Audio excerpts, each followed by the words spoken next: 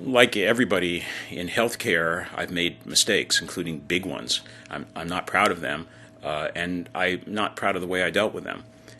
As a young physician in training, as a resident, one night on duty, I made a serious error in a blood transfusion on a tiny baby.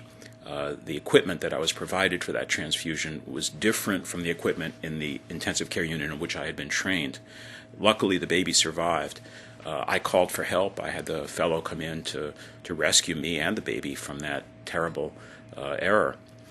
My feelings at the time were almost all guilt. I cried after the event and felt that something was deeply wrong with me that I would commit such a serious error. The fellow who came in was nurturant. He encouraged me. He told me it could have happened to anyone, although I didn't believe him. And I then went through the next week or two as a bit of a zombie as we hoped that that baby would survive. What I now know about that event is that it was a system issue. I was trained wrong for that setting, prepared to administer a blood transfusion with different equipment from the equipment I had.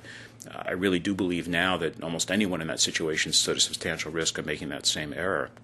What I didn't do at the time was reveal that I had made the error openly with my colleagues and the people in that hospital so they could have made a change in that system if they chose to. I felt too guilty to do that, and the error became a secret. Now what I know is that that's wrong.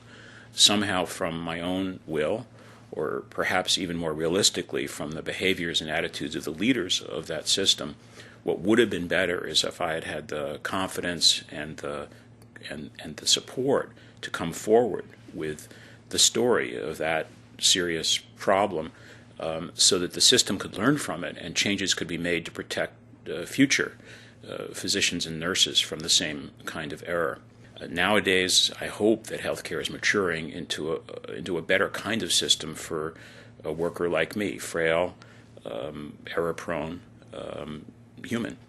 And I guess what I've learned today is that unless we build systems around people like me to support us through hazards like I experienced, the system won't get safer.